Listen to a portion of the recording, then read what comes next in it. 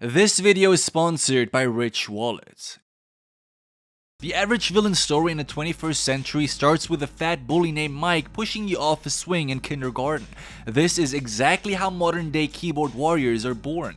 Hannibal Lecter, on the other hand, was not pushed off a swing, nor was he beaten up by older idiots in school. No, Hannibal Lecter's villain story begins in World War II when his younger sister Misha was murdered, chopped into pieces, and then fed to him in form of a steaming winter stew, which he kind of enjoyed. Well, in this video we will look at the inception of Hannibal Lecter, look at the mistakes his villain originators made, and look if any of these incidences could have been prevented. Let's go!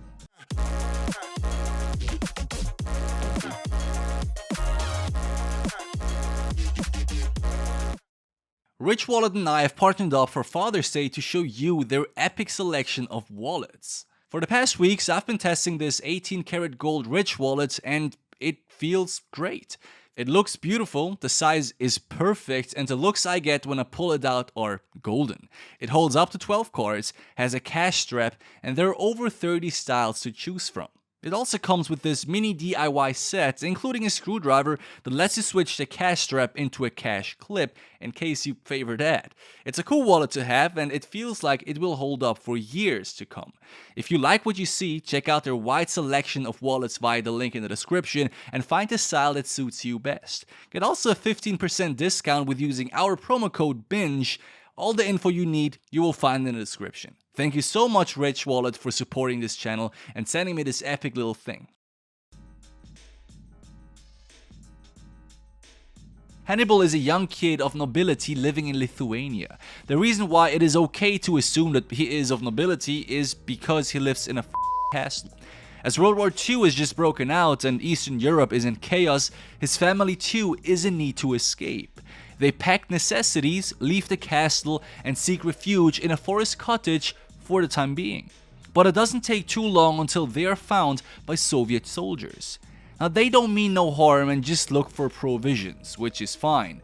But having a huge ass Soviet tank in your backyard doesn't help much in staying low key.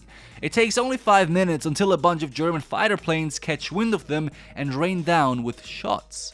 During this incident, Hannibal's whole family is wiped out and both of them become instant orphans. Now, being 10 years old and located somewhere in northeastern Europe during World War II is not just a death sentence, but basically skipping death and jumping right into hell. The two kids are not just lost with nowhere to go at this point, but they're also subject to a long and grey winter, instant starvation, and raining bombs all around them. Yet despite all these probable death sentences, for some reason they catch the worst outcome possible.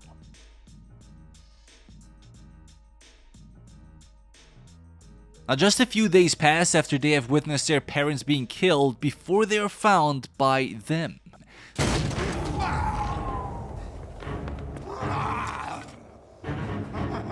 Soviet deserters. Now first of all, we can't blame those soldiers or deserters looking for refuge. It's completely human, right? And they aren't very hostile towards our two siblings at first either. They even pass them some blankets and share food. It is also not unheard of for them to tie up their hands. It's not something I would do, but people in war are constantly fearing for their life, so taking precautions, even when that means tying up the hands of 8-year-olds, is, I guess, somewhat understandable. If they didn't though, I would suggest to children to murder these invaders with some slick assassin moves like Oren Ishii. But with tied hands and about 8 grown men having to overcome, this would be impossible, unless you are Oren Ishii.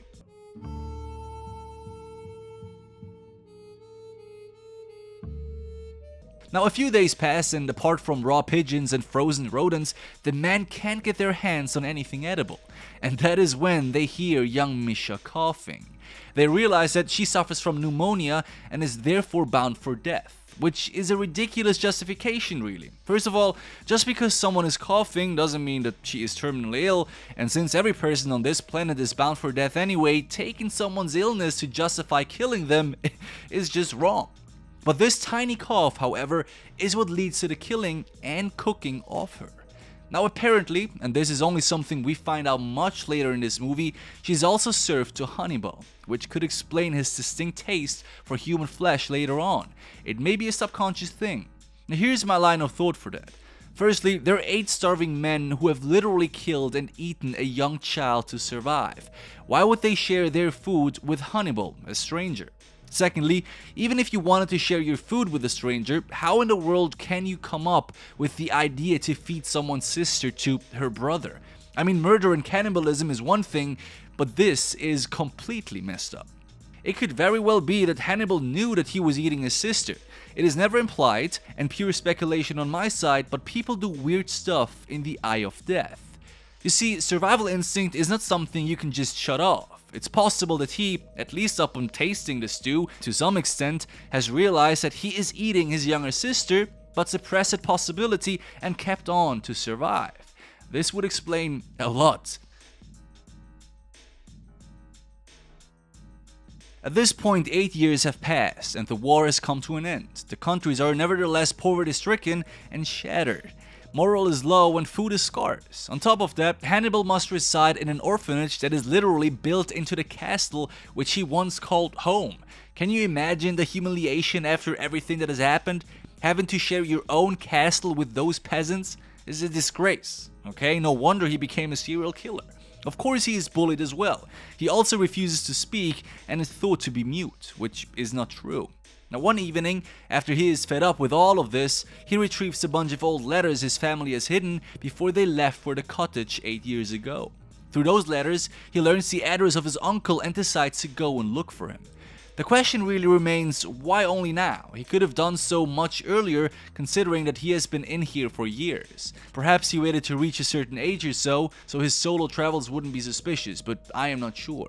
In any way, he eventually arrives at the address and meets Mulan.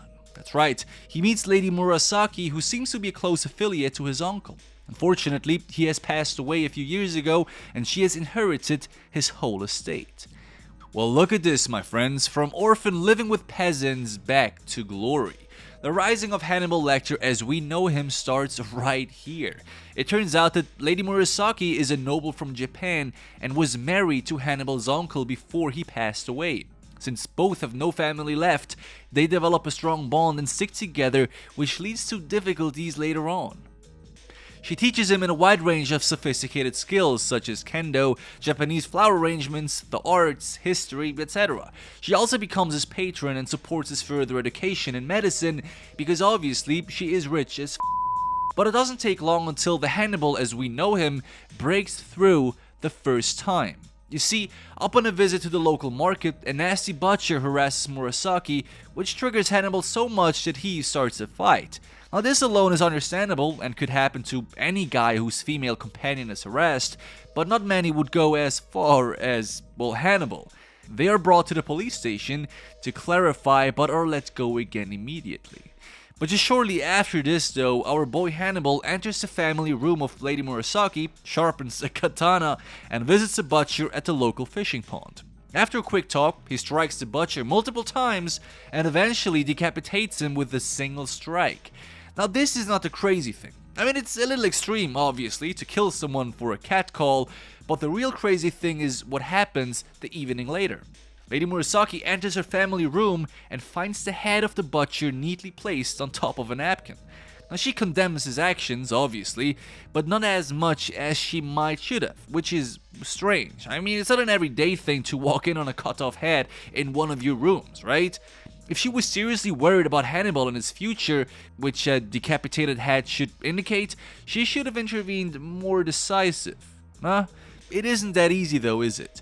I mean, what would you do if the only person you have turns out to be a murderer? Would you snitch, ignore it, or even cooperate? Well, Lady Murasaki has picked her side. Like mentioned before, the strong bond they have developed has led to an almost codependency at this point. This is proven during the next few scenes. While she's berating him, the police arrive and want to take in Hannibal for questioning since he is a suspect. Obviously, he had just a fight with the butcher and therefore has a motive.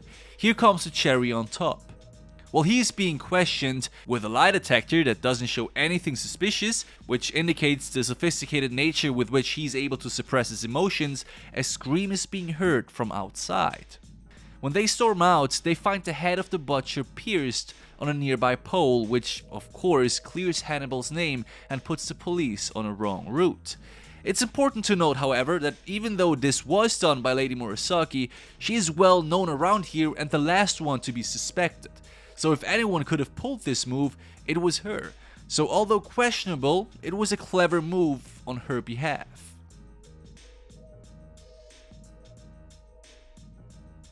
After this incident, Hannibal dedicates all of his times towards his studies. He's deeply intrigued by the human anatomy, often spending weeks in his study to understand the function of human flesh and its properties. But he is also plagued by nightmares, which almost always take him back to the evening when Misha was murdered and eaten in front of his eyes.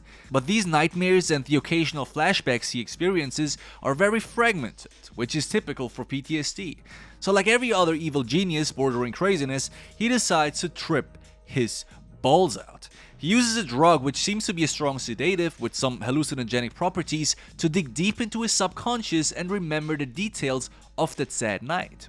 And it works. He's able to picture the last moments he spent with those men, seeing how one of them was killed by a bombing while all others have escaped. He also sees a bag containing all dog tags, knowing that if he can't get his hands on them, he will be able to find them.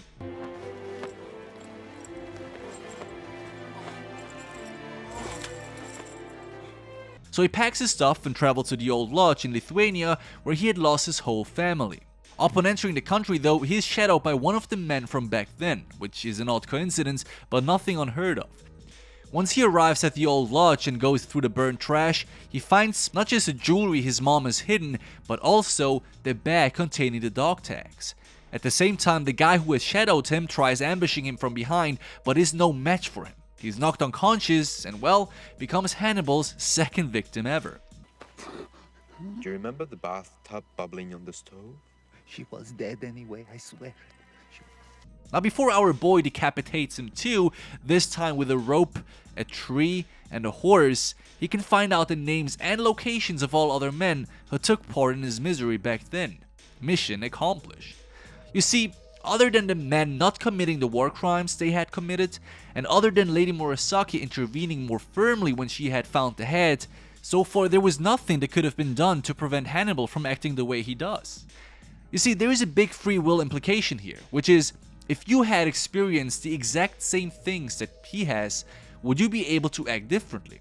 And when I say the exact same experiences, I mean everything, from conception to right now. Every chemical alteration in his body, every experience, every thought and emotion at the very same time. Do you think you would be able to act differently? It's hard to say. There is good evidence that no, you wouldn't be able to.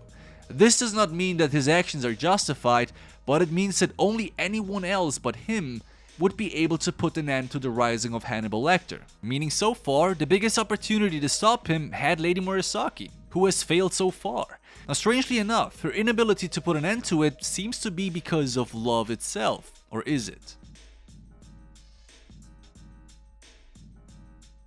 Now the creepiest scene in this whole movie is the one that I am about to show you. This freaked me out, okay? Now finding a decapitated head in your living room is not enough to convince you to do something against this rising psychopath, then the following should. Back in France, Murasaki and Hannibal visit a local cafe to find another one of the men he is looking for. But it turns out that this man has his own family by now, including 2 children. Does Hannibal give a shit? No. He grabs a cherry, looks over to the girl, and has her come over with a level 99 child molesting overlord gesture that I wish I could unseen. Ein Männlein steht im Wald ganz still und stumm. Upon contact with the girl, not only does he sing an old German children's song that makes my cringe turn into a black hole sucking me in, but he also spots Misha's bracelet on her wrist. He drops her father's dog tag into her pocket and then disappears. And sure enough, just moments later, Kolnas, father of the girl, finds the tag and knows that something terrible is coming. After this event, he meets up with the others to share what he had experienced. They at first don't know who the guy is who is tracking them down, but Grutas, the quasi-boss, knows exactly who wants to see them dead. You know him? So do you. We had dinner with him during the war. They decide to send one of them to kill him, but it doesn't work out very well. You see, the killer enters Hannibal's lab facility through a closed window, creating an artificial stream of airflow as a consequence. And knowing that there is nowhere for such phenomenon to occur without anyone having opened the door or window, Hannibal is able to anticipate the killer. Welcome to his third murder.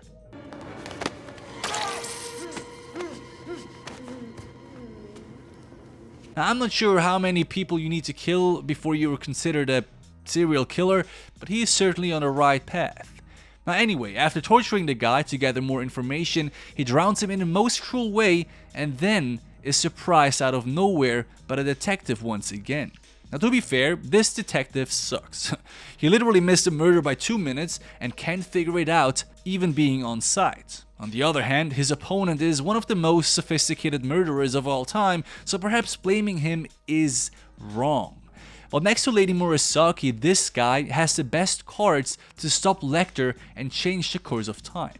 He does eventually put 2 detectives on him for surveillance, but by then Hannibal has already looked through that and shakes them off immediately. He's literally always one step ahead, and this makes it increasingly difficult. Now instead, if the detective had looked through his medical facility, they would have found a fresh corpse which could have beaten Hannibal's Rising right then and there. Now though, Hannibal prepares for his last showdown. After bribing the right people and preparing something like a bomb as a backup, he preys on the leader of the men from back then in his private villa.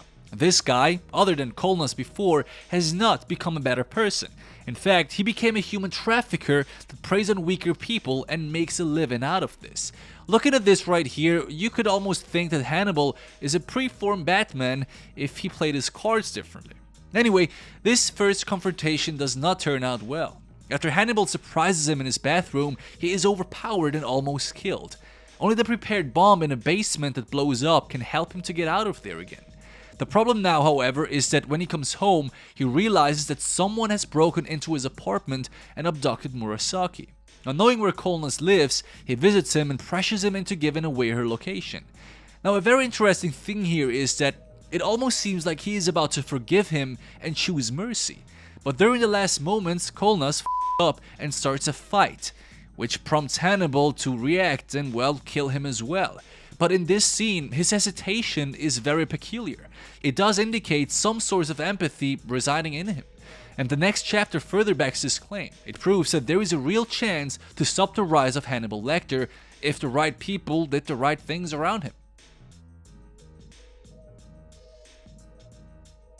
Lady Murasaki is on a houseboat being shipped away to southern France. It takes only a short while until he finds the boat and jumps onto it. It takes even less time for him to find her, but is unsurprisingly surprised from behind and shot in the back.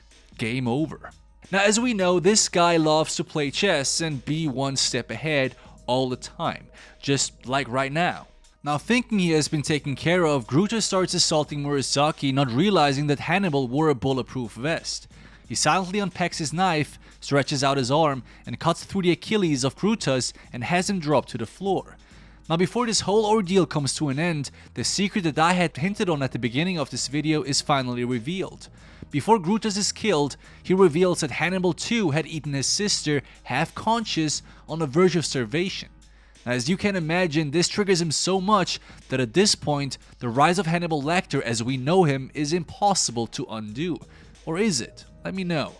As Lady Murasaki leaves, she tells him that he must make a choice, to which he responds with this.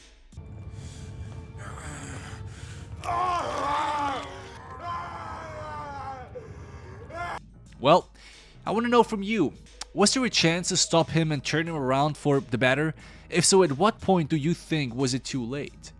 Anyway, my friends, thank you so much for watching. As always, very grateful for you making it this far. Hope you've enjoyed this commentary, a little bit of a different take on this movie than usually.